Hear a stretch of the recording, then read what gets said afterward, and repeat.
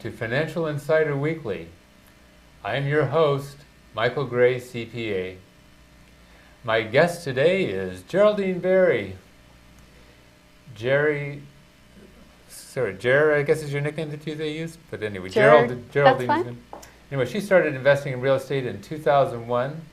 Her husband, Stuart Ferriswell, you told me. That's right. Is a meteorologist and real estate broker.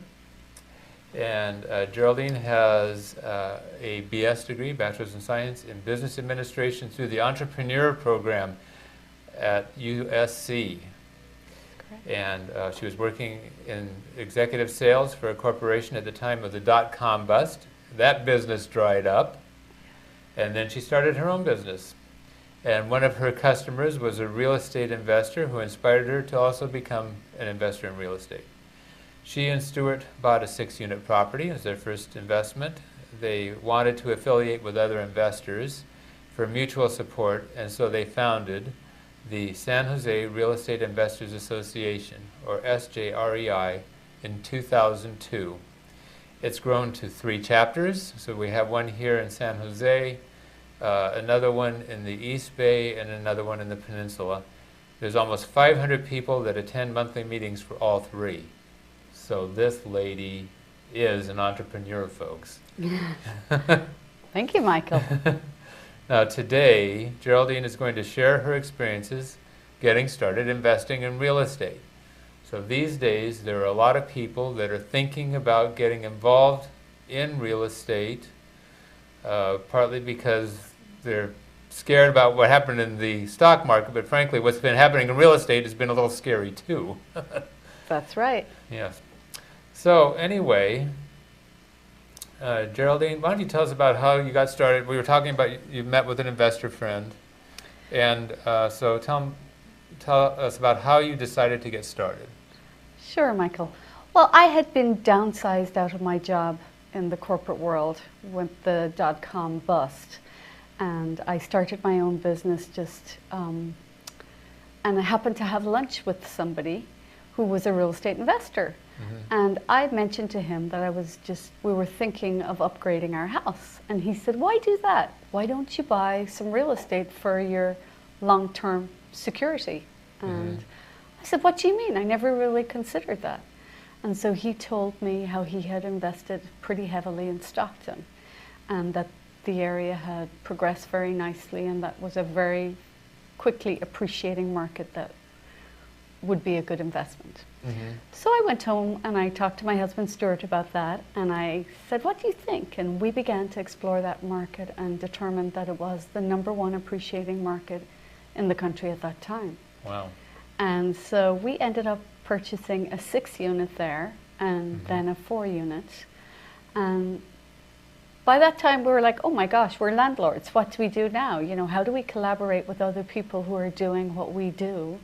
And you know, how do we learn from each other? And we looked around for a real estate investment association, and there was none in the Bay Area, and so we started one. Congratulations. And I think you've done an awesome job, by the way. Thank you, Michael. Now, where did you get the money to get started?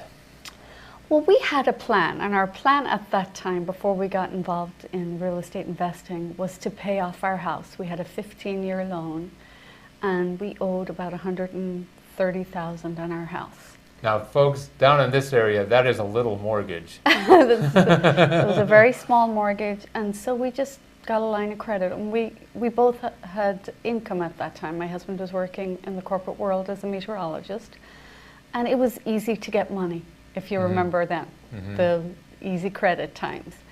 And so we took out $100,000 and we went shopping for real estate, and we ended up finding a 6-unit that cash flowed very well and that had great numbers, good location, and we purchased that. And it had fallen out of contract twice, so the owner was, you know, flexible. So we opened escrow with $100,000, and he knew it would go through then. So you had a motivated seller. We had a motivated seller. Now, what happened with that property? Well, that was 6 units, 3 bedrooms, 1.5 baths, and so it could accommodate 6 families. And so a lot of them were Section 8 tenants, government subsidized, and they were high maintenance to say the least. But if you run the numbers, the building cost us $370,000, but the income generated was $5,200 a month. Okay. So the expenses definitely were covered and then some. So it helped us with the learning curve. It produced enough income to take care of any issues that we were, not that experienced in, and maybe overpaid for rehabilitations or what on the units. But it worked out very well. We got that 6 unit, and it was just our first foray into the investment world. And it became very valuable over time, because we got in at the time when Stockton was the #1 appreciating market in the country. And then I think, as I mentioned to you before, we sold in 2005. Yes. And 2005 was a good time to get out of that market, because shortly thereafter the market tanked. And actually Stockton was featured on 60 Minutes. And when you're on 60 Minutes, it's either very good or very bad. And in this case, it was very bad. So it sort of went to the other extreme. It went to the other extreme. Yeah. And fortunately, one of the speakers that we had at the SJREI made a very compelling case for exiting the market in 2005. And my husband and I looked at each other, and he had talked about the financial crisis that was on the horizon, and how the real estate market across the country would be impacted by this big financial crisis that was coming. And so we immediately took action and sold. Okay. So now, what did you do next, as far as, what was your next investment? And you said there was a fourplex in Stockton. We then purchased a fourplex, and that was another 3-bedroom, 1-bath situation. So we had 10 families essentially that were renting from us in Stockton. And wow.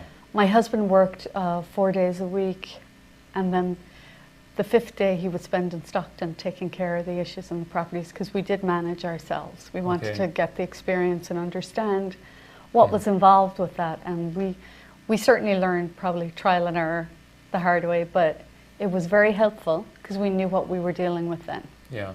So got your hands dirty for but then you learn more in that process by actually doing it yourself.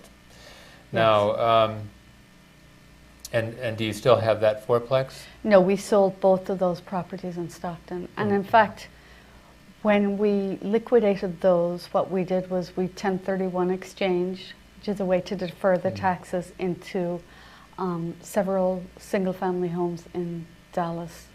Okay, Dallas area. So you reinvested more into Dallas, and just took the cash by making a 1031 tax-deferred exchange, which we've talked about in another one of our shows here. That was a more secure market, and as it turned out, it hasn't experienced the highs and lows that other markets have. So just a little more stable, not so crazy out there. And because of the experience that we had managing the properties in Stockton, we knew how to manage the property managers down there, and we have a great team down there.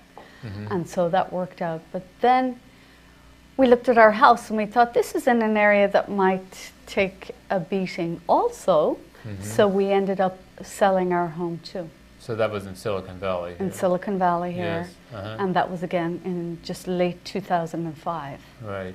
And then we decided to rent, and we just went where we could walk our kids to school. So we kind of simplified our lives. Okay. And it worked out well for us. So you're still renting, and we're still sort of watching